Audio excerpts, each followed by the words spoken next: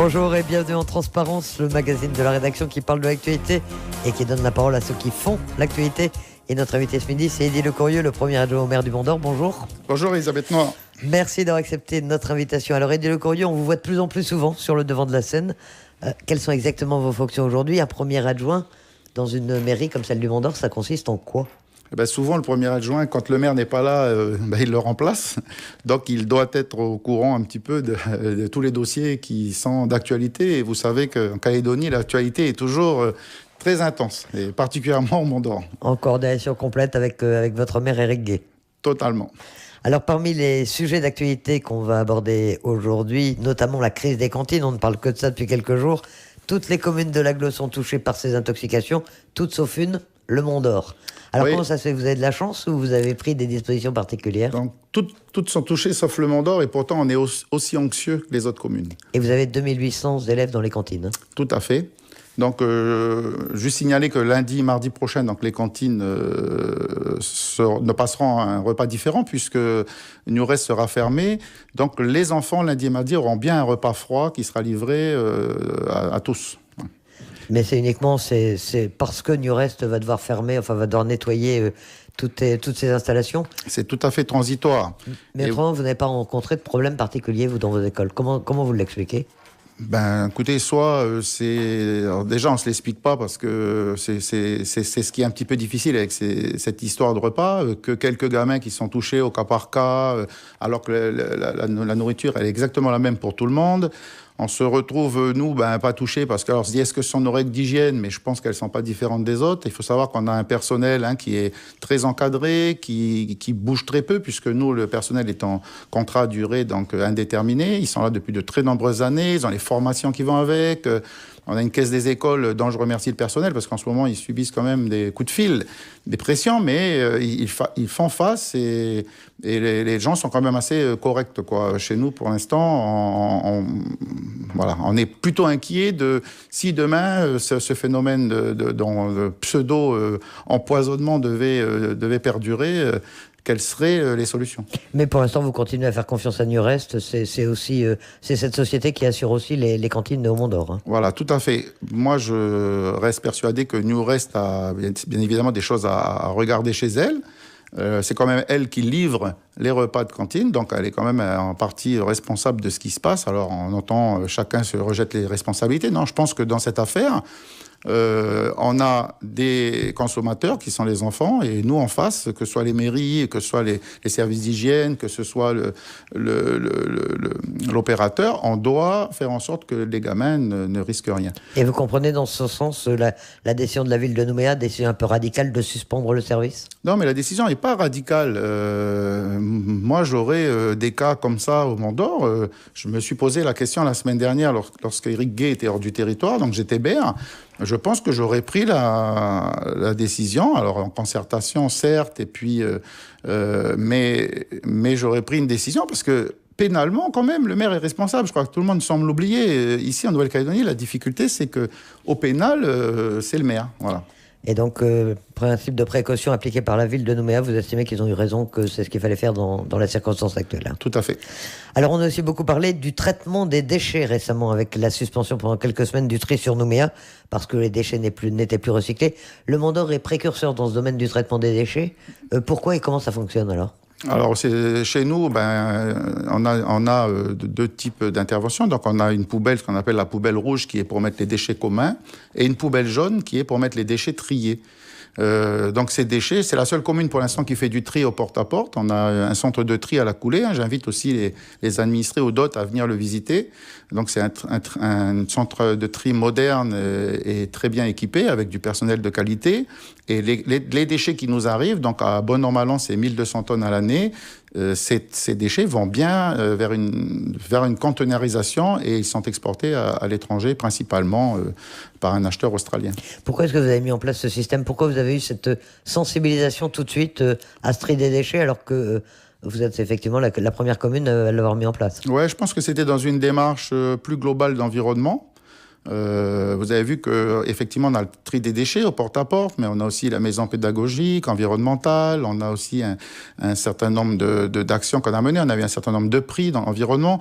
À l'époque, le maire, l'équipe municipale avait souhaité travailler un petit peu, comment vous dire ça, en concertation pour que l'image que allait nous procurer l'usine de Vallée sur le Mont d'Or était la moins terne possible. Et donc, il a fallu que la ville montre qu'elle était responsable, elle était éco-responsable. Elle a mis en place un certain nombre de comités, comité environnement, pour lequel toutes les associations environnementales travaillent. On a mis en place un certain nombre d'actions qui a démontré qu'il peut y avoir du vrai développement durable. Donc, une usine qui a eu, on le sait, un certain nombre de problèmes, mais néanmoins, en face, il y a une ville qui a toujours assumé, qui a non seulement assumé l'usine.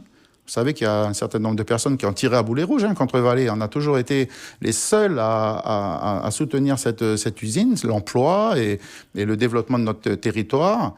Même si maintenant on nous reproche d'avoir des centimes additionnels, je pense qu'on les mérite largement. Voilà, alors vous en avez trop ou vous en avez pas assez? On n'en a jamais assez. On a telle mission que non. Mais je pense que quand on s'investit autant dans sa commune, je pense que c'est mérité. Il y a un débat actuellement sur la répartition des centimes additionnels entre les communes de Yaté et du Mont d'Or. Les choses se passent bien en Non, nous on perçoit un impôt qui nous revient pour l'instant, il nous revient. Voilà. Cette usine, elle est loin du centre-ville de Boulary, du Mont d'Or. Elle est quand même présente dans la commune. Il y a une interaction entre la commune et la mairie. Vous êtes au courant de ce qui s'y passe, de comment les choses se font là-bas? Oui, donc il y a des protocoles qui sont très précis justement sur le moindre incident ou même sur l'évacuation, l'excavation, des tonnages, les projets qui sont en cours, le projet Lucie. Donc la semaine prochaine, on reçoit un nouveau directeur, un des directeurs pour venir nous faire un point avant son départ. On reçoit régulièrement, on a des commissions minières, donc non, tout se passe bien. Pour revenir aux déchets, il y a eu un problème à un moment. Nouméa ne pouvait plus envoyer ses déchets au Mont d'Or, il y avait plus de tri. Tout est rentré dans l'ordre maintenant. Ça s'est fait aussi par concertation. Oui, tout à fait. Donc là, c'est une problématique qui est importante. Il y a le syndicat intercommunal du Grand Nouméa, il y a plusieurs acteurs, il y a les communes, il y a en même temps la SEM Mont d'Or Environnement. Donc les choses sont passées à mettre en place. Donc je pense que là, on est arrivé à un point d'équilibre. Les déchets arrivent bien maintenant à la SEM et comme tous les déchets qui arrivent chez nous, une partie des mauvais déchets mal triés vont au dépotoir et les autres sont bien exportés. On parle beaucoup du Cygne aujourd'hui, enfin de ce syndicat intercommunal. C'est important de travailler avec les autres communes de l'agglomération, Nouméa, Mont d'Or, Doumbéa, Païta. Vous avez quand même des problématiques en commun, ça vous aide de vous concerter pour les résoudre? Oui, c'est vrai que c'est beaucoup venu avec... à l'époque, on avait travaillé sur 2 ateliers, là, le schéma de cohérence de l'agglomération de Nouméa, le SCAN, PDAN, plan de déplacement dans l'agglo. Donc récemment, il vient d'avoir des ateliers sur le plan de déplacement à nouveau. Donc effectivement, c'est les problématiques de l'agglo. Après, c'est compliqué parce que chacun a ses personnalités différentes. En même temps, les problématiques, elles sont différentes. Pour certaines communes, les financements sont très difficiles à mettre en place. Voilà, donc on n'est pas au même point les uns des autres. Et c'est vrai qu'on a un peu un syndicat à la carte. Voilà. En fonction des thèmes à traiter, des dossiers à traiter, il y a une concurrence entre les communes? Moi, il ne me semble pas. Après, c'est vrai que chacun doit exister aussi. On est tellement harcelé, le monde politique est tellement compliqué. Vous savez, on est toujours obligé de rendre des comptes. Donc après, chacun, quand il arrive à faire une action dans sa commune qui est valorisable, il essaye de la valoriser. C'est normal. Alors, parmi les images du Mont d'Or, c'est notamment une commune qui développe toute une politique à l'égard de la jeunesse. D'abord, là aussi, pourquoi est-ce que c'est le cas particulier de Saint-Louis, dont on a beaucoup parlé, qui vous a amené à avoir cette sensibilisation particulière au problème de la jeunesse calédonienne? Alors, c'est pas tant le problème de Saint-Louis qui nous a amené, parce que les jeunes en difficulté, ils sont pas qu'à Saint-Louis. On a Saint-Louis, c'est un des 12 quartiers du Mont d'Or. Donc 30 000 habitants, je rappelle, au Mont d'Or. Donc Saint-Louis, 2 000 habitants. Donc vous voyez, les gamins, il y en a de Pont-des-Foncés à Ploum. Et cette problématique de la jeunesse est venue du fait que on s'aperçoit que tous les actes, enfin, souvent les actes de délinquance, les vols, tout ce qui se passe actuellement, c'est souvent des jeunes, voilà, de très jeunes. Pourquoi on s'est posé la question? Qu'est-ce qui se passe avec ces jeunes? Et moi, je crois que c'est vraiment aux communes de reprendre à bas le corps les problématiques humaines de son territoire. Parce que il y a la province, il y a le gouvernement, la Nouvelle-Calédonie, il y a un millefeuille de compétences, un millefeuille d'institutions, mais je crois que c'est vraiment la commune qui est le plus proche. Donc l'humain, ça doit être traité par la commune. Entre parenthèses, on leur demande de plus en plus aux communes, mais elles ont de moins en moins de moyens.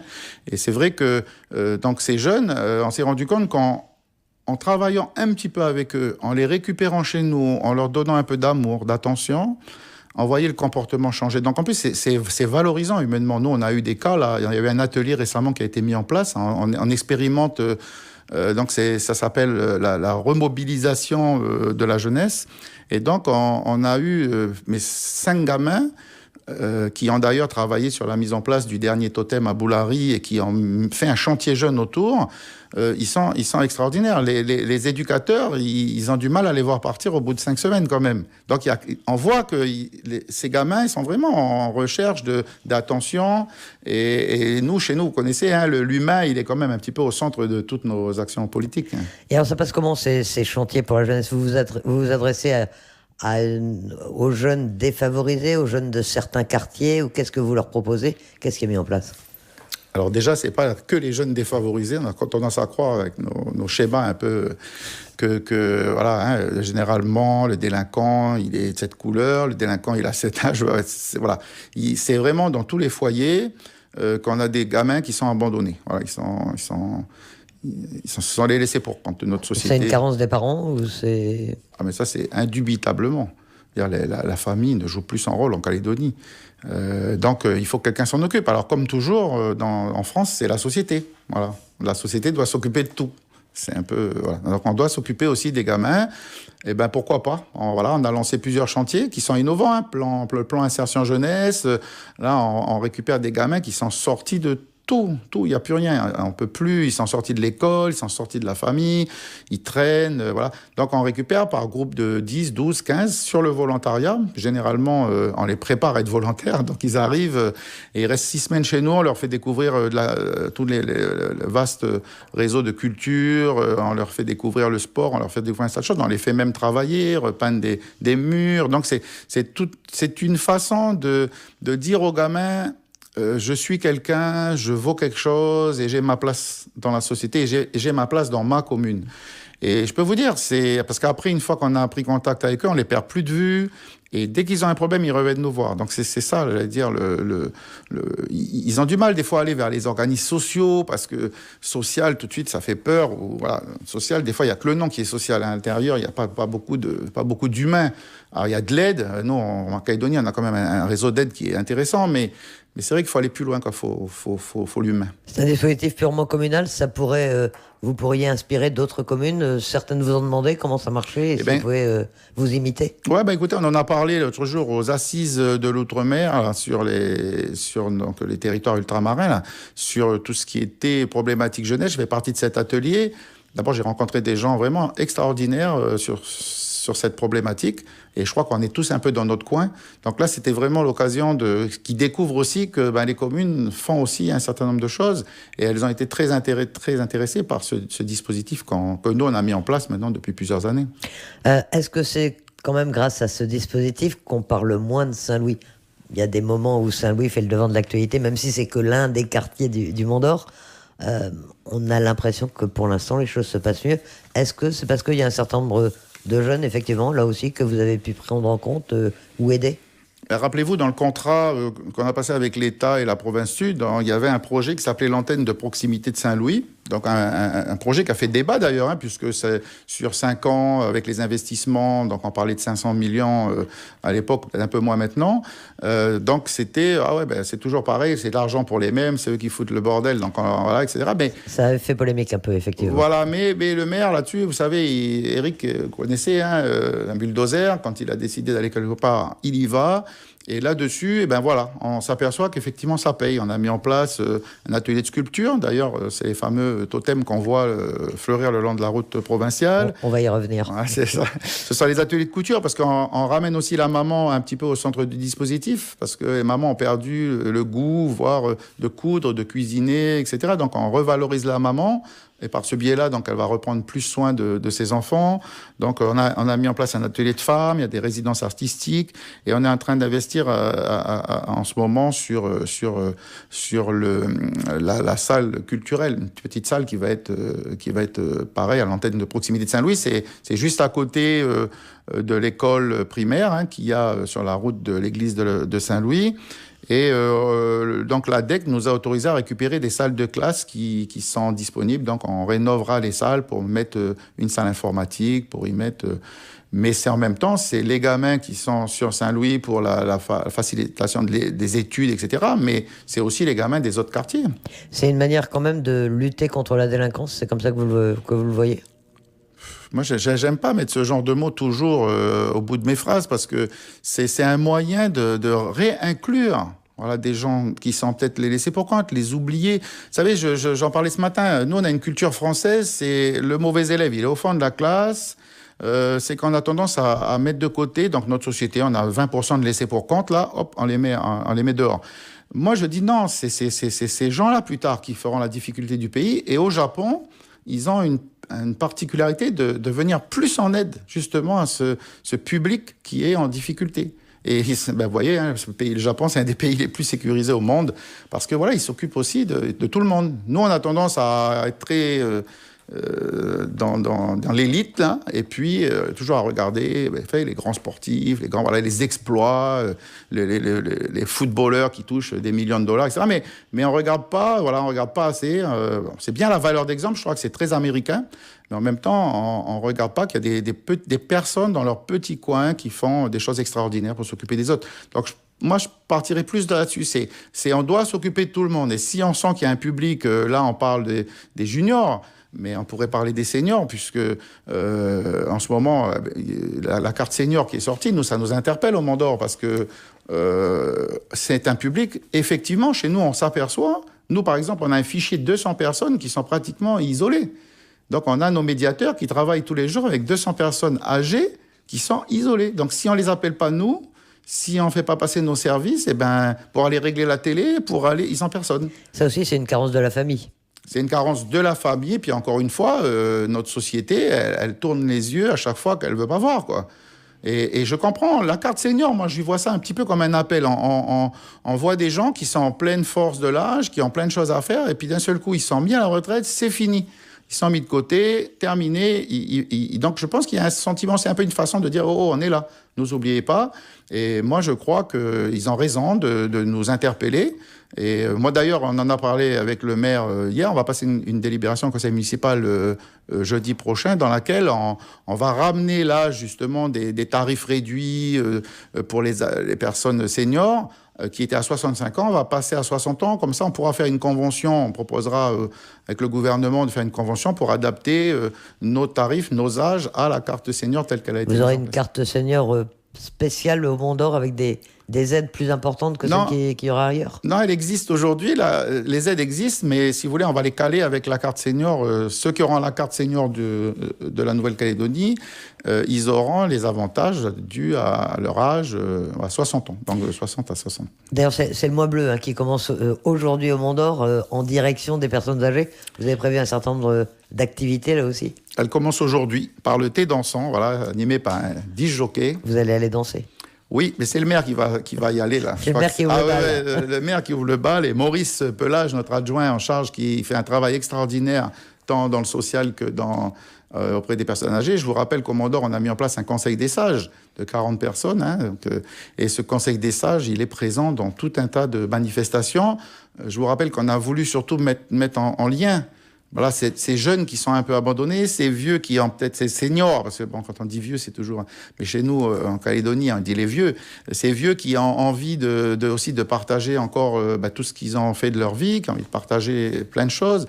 Eh bien, on va créer ce lien, alors c'est le mot intergénérationnel, Mais ça marche. Je vois le conseil quand les anciens sont là, eh ben, on voit que les jeunes sont très attentifs, posent des questions. Il y a une relation qui est assez étroite, quoi. Et donc les jeunes vont participer à ce mois bleu. Vous allez faire en sorte qu'ils puissent se rencontrer, qu'ils puissent faire des activités en commun éventuellement? Oui, parce qu'il y a des journées spéciales, je crois au mois d'octobre, le 19 et le 25, où il y a une rencontre intergénérationnelle justement au centre de vacances des Piroguiers.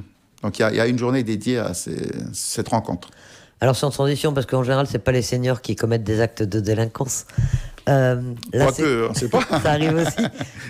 L'insécurité au Mont d'Or, est-ce que c'est une réalité? Est-ce que c'est quelque chose qui vous inquiète? Il y a eu des chiffres rendus publics il y a 48 heures disant que la délinquance les faits de délinquance étaient en baisse en province sud. C'est ce qu'a rendu public le Conseil provincial de prévention de la délinquance. C'est une réalité au Mont d'Or? Oui, c'est même une plus grande réalité puisque les chiffres ils vont un peu plus vite en recul. Donc, c'est une bonne nouvelle. Donc c'est une bonne nouvelle. Je pense que la bonne nouvelle, c'est de dire que enfin la délinquance recule. Voilà, parce que depuis ces dernières années, ça faisait que monter. Alors, il y a plusieurs causes à ça. Hein. C'est d'abord les services des villes qui se sont mis à aller un peu plus dans leur quartier, aller au plus près des gens, je parlais de ces chantiers jeunes qu'on a mis en place. Et en même temps, ce sont les dispositions qu'a mis l'État récemment avec des moyens supplémentaires en normes et en matériel. Alors, on se rend compte de quoi? On se rend compte que l'État, quand elle met des moyens et du matériel, la délinquance recule. Donc cette compétence qui est bien d'ordre de l'État, je suis content que l'État ait pris le problème à bras-le-corps. Alors, on ne peut pas se satisfaire de ces chiffres, hein, bien sûr. Je crois que tout le monde vous le dira, mais on est 400% plus dans le vol, 200% en atteinte aux personnes, je crois, que la métropole. Donc, quand vous reculez de 10%, de 15%, effectivement, alors les gens... nous, cette semaine, on a eu... alors que tout se passe bien depuis des mois, cette semaine, on a eu 5 véhicules qui ont été volés. Ce matin, il y a un véhicule qui a été brûlé à Saint-Louis, comme ça, vous voyez. Donc, c'est frustrant. Donc, il ne faut jamais se gargariser que ça va bien. Moi, je crois qu'il faut qu'on retrouve de la sérénité dans notre pays. Il faut que chacun arrête de faire de la politique politicienne. Je crois, c'est bien les questions sur le pays. C'est bien, on a passé des mois là-bas au comité signataire pour une question. Donc les gens, ils se déconnectent de ça. Ils ont envie qu'on s'occupe d'eux. Voilà, ils comprennent plus cette politique de loin là. Ils veulent du lien. Ils veulent qu'on soit proche d'eux. Et nous, écoutez, en tous les cas, avec les communes avec lesquelles on travaille, hein, vous savez que Éric Gay est président de l'AFM, donc là aussi il y a une dynamique. L'Association française des maires. Ouais, il y a une dynamique, il y a un état d'esprit qui s'instaure. Les gens regardent ce que les autres font. On a travaillé également avec l'Association des maires de Nouvelle-Calédonie, dont certains maires sont à cheval sur les deux associations. Et donc il y a un rapprochement parce que les maires, on se rend compte qu'aujourd'hui, les communes sont de plus en plus sollicitées, donc pas forcément plus d'argent, vous l'avez vu en métropole également. La problématique des mairies, c'est que les maires maintenant, ils ont toujours été, mais plus, ils sont pénalement responsables. Là, nous, on est entendu par les gendarmes parce que UFC Que Choisir a porté plainte au pénal sur une histoire de taxe d'assainissement. Non, mais vous vous rendez compte? Donc, on doit être entendu pour ça. Enfin, c'est du n'importe quoi. Mais néanmoins, on est quand même obligé de faire attention. C'est peut-être aussi pour ça que cette société, elle avance péniblement, parce que on est venu mettre un pouvoir judiciaire, un pouvoir qui somme toute, est normal, j'allais dire, mais on n'en mesure pas souvent les conséquences au quotidien. Les conséquences pour les élus municipaux, notamment. On y a fait allusion à quelques reprises. Vous avez lancé une initiative originale avec le chemin de la paix. Il est symbolisé par des poteaux sculptés. Alors, ce sont des sculptures monumentales, des totems. Qu'est-ce que vous en attendez et où est-ce que vous en êtes? Alors, il faut rendre à César ce qui appartient à César. Hein. C'était le Rotary, à personne de M. Giovanelli et puis quelques personnes qui l'accompagnaient, qui sont venus voir Éric Gay, qui dit on aimerait bien, à cette période référendaire, créer le chemin de la paix, on aimerait bien... voilà. Donc, c'était quoi à l'origine? C'était mettre des maximes, des formules de paix, des formules d'amour, des phrases un peu qu'on trouve... des petites phrases qu'on trouve un petit peu, des citations, là, et c'était de les apposer sur une plaque et les mettre à l'entrée des quartiers. Voilà. Donc, nous, c'est comme ça qu'on est parti sur les totems. On a mis un totem à chaque entrée de quartier, voilà. Et donc, au pied, ça devait être la maxime. Après, on a eu peur que ça soit cassé ou que ça soit des trucs. Donc, on va faire un chemin de la paix. Donc, le projet est toujours le même, mais il va partir plutôt à côté de la mairie, et tout le long de la promenade qu'il y aura derrière la mairie, il y aura ce chemin de la paix où chacun pourra philosopher, penser, regarder un petit peu. Et je pense que ça peut faire du bien à tout le monde. Voilà. Il y a déjà beaucoup de sculptures qui sont installées. Alors oui, les sculptures, donc les totems, il y en a déjà 7. C'est vraiment des très belles pièces, hein. Ce sont des sculptures monumentales, donc nous on les appelle les totems. Et ils sont installés devant l'entrée de chaque quartier. Alors au sujet de ces totems, ce qui est un peu dommage, c'est que on pourrait tous se les accaparer parce que c'est beau. Alors un jour, on nous a dit, l'année dernière par exemple, c'était les incendies, il ferait mieux d'acheter une bouche incendie que de mettre des conneries sur le bord de la route. Alors, par exemple, je vous fais part de la commune. Réaction d'administrer. Voilà, il y en a d'autres qui vont nous dire, il y en a que pour les Kanaks. Il y en a d'autres qui vont nous dire, voilà. Moi, ce que je trouve bien, c'est que c'est des choses qui ont été créées dans un atelier de sculpture de Saint-Louis. Des gens à l'époque qu'on ne connaissait pas, on ne connaissait pas leur talent, ils étaient un petit peu perdus, on va dire. Maintenant, ils arrivent à venir vendre leurs œuvres, ils arrivent à venir en discuter avec les gamins. Je peux vous garantir que c'est vraiment du travail vraiment magnifique. Et donc, nous, on est très fiers. On a la case des communautés, donc c'est vraiment vendre ces communautés qui composent notre territoire. Et on est bien français. Enfin, moi, vous connaissez, Elisabeth, mon combat pour rester dans la France depuis des années. Mais je suis français océanien. Je suis français d'Océanie. Je suis français du Pacifique. Et cette note kanak, elle est pas, pas dire un gros mot, mais je veux dire cette note mélanésienne. Je veux dire, elle est normale, elle est saine. Je veux dire, c'est vraiment aller l'un vers l'autre, comme on a un contact étroit avec la communauté wallisienne ou indonésienne. On a des jumelages avec là, le maire vient de Yogyakarta, justement, pour un jumelage avec... Donc vraiment, toutes les communautés sont représentées. Après, si on veut faire un chemin de la paix et puis mettre autre chose que des totems, pourquoi pas? Mais là, ça a été choisi parce qu'il y avait cet atelier de sculpture à Saint-Louis qui sortait et on en est vraiment très content et très fiers. Mais à part quelques réactions épidermiques dont vous parliez, globalement, les administrés du Mont d'Or sont contents de ces sculptures. Ça leur fait plaisir de les voir à l'entrée de leur quartier. Écoutez, il faudra leur poser la question parce que, vous savez, en Calédonie, les gens, quand ça va mal, ils nous disent, mais quand ça va bien, ils sont plutôt timides. Mais ouais, je pense qu'en plus c'est beau. Je pense que voilà, ça va faire bientôt partie du paysage mandorien. Comment se prépare le référendum au Mont d'Or? On sait que les communes sont quand même en première ligne, là aussi, pour toute la préparation pratique notamment. Ça vous a donné beaucoup de travail tous ces derniers temps, la préparation des listes électorales, etc. Ça a été très difficile. Cette dernière année, je peux vous dire que nos services, ils n'ont pas chômé. Parce que généralement, c'est le service des élections et de l'état civil. Avec les passeports biométriques aussi, ça a été aussi une petite révolution, avec les machines qui marchaient un coup sur deux, etc. Donc, ça a été très compliqué. Ça aussi, c'est arrivé aux communes d'un coup, là, vous voyez. Donc, élection, état civil, vraiment, moi, je remercie les services, je pense, de toutes les communes, mais spécialement les miens, parce que peu d'absence, ils ont toujours été présents. Et puis, surtout, c'est l'accueil du public. Donc, on sait que les gens sont très épidermiques sur les questions de vote. Ils ont tendance à croire que s'ils ne peuvent pas voter, c'est la mairie qui ne veut pas qu'ils votent. Vous voyez. Donc nous, on est simplement la boîte aux lettres, on remplit les dossiers qu'on produit à une commission. Donc quand ils ne sont pas inscrits, généralement, c'est devant l'employé municipal qu'ils viennent déverser leur colère. Mais ça a été compliqué. Là, maintenant, on attend les cartes électorales. Alors, je fais un petit coucou à M. Cabrera, secrétaire général du Haut-Saria, pour nous dire, on attend les cartes. On aimerait bien les avoir le plus rapidement possible parce que là aussi, il ne faudrait pas rater le redéploiement de ces cartes. Il y a encore des gens qui ne savent pas qu'ils sont inscrits, ils ne savent pas dans quel bureau. Je vous disais qu'on a des bureaux de vote nouveaux cette année sur la mairie, deux bureaux, sur Ploum, 2 bureaux. Et donc, il faut que les gens aient le temps de s'accaparer le lieu, voilà, l'espace. Sinon, c'est toujours très anxiogène, vous savez, les élections. Donc, tout ce qu'on pourra faire avant pour que les gens soient détendus pour ces élections. Et moi, c'est ce que je dis aux gens. C'est un référendum, allez-y gaiement, riez, soyez... C'est quand même beau, la démocratie. On nous consulte sur notre avenir. On va pas être stressé quand même.